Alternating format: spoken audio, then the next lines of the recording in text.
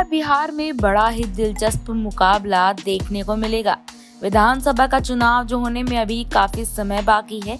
2025 में बिहार का विधानसभा चुनाव है, लेकिन उससे पहले ही एक तरफ है महागठबंधन तो दूसरी तरफ है एनडीए गठबंधन के साथ कई दल मौजूद हैं। और महाराष्ट्र में जिस तरीके का सियासी उठापटक हमने देखा, जिस तरीके से हरियाणा में हमने उठापटक देखे और झारखंड में जिस तरीके से सरकार बदलती हुई नजर आई, और सरकार के साथ साथ हमने ये भी देखा कि हाल फिलहाल में मुख्यमंत्री भी बदलता हुआ नजर आया।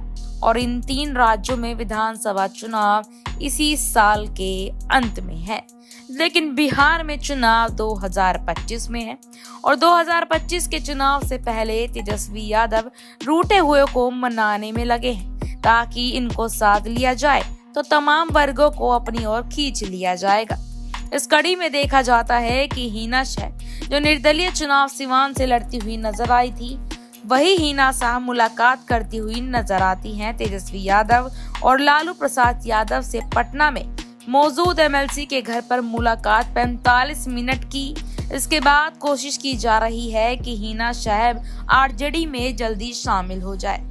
और साथ ही साथ हिना शाह इससे पहले भी 2 बार लोकसभा का चुनाव लड़ती हुई नजर आ चुकी हैं, और हिना शाह को वो फायदा समान पर नहीं मिला।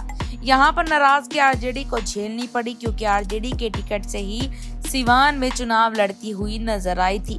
मरहूम शहाबुद्दीन की पत्नी की अगर हम बात करें, यहाँ पर शहाबुद्दीन एक बाहुबली के रूप में बिहार में देखे जाते हैं। और देखा जाए तो हिना शाह से पहले शहाबुद्दीन का कद आरजेडी में बढ़ा था, और आरजेडी शहाबुद्दीन के बलबूते पर ही सिवान और तमाम मुस्लिम जिलों में जीत हासिल करती हुई नजर आई थी।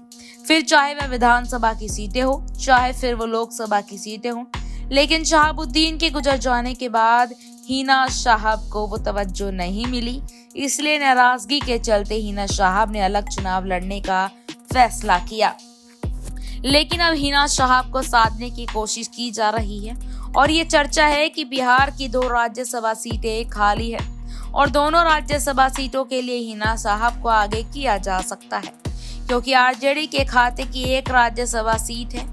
और हिना शाह को ये कोशिशें की जा रही हैं कि राज्यसभा सांसद भी बनाया जा सकता है। लेकिन इसी बीच में अब जहां हिना शाह को साधने की कोशिश की जा रही है, मगर हिना शाह को लेकर चर्चा की जाए तो मुस्लिम वर्ग को साधने की कोशिश की जा रही। इसी बीच आपको बता दें कि यहाँ पर जब देखा गया था कि लोकसभा चुनाव से पहले आरजेडी के तमाम नेता यहाँ जेडीयू में जाते नजर आए थे, और जेडीयू के आरजेडी में जाते नजर आए थे, जिसमें से मैं अगर नाम लूं तो चेतन आनंद, नीलम देवी और प्रहलाद यादव जो आरजेडी छोड़कर यहाँ जेडीयू में वो आए थे। लेकिन अब एक बार फिर से चेतन आनंद के बारे में चर्चा तेज है।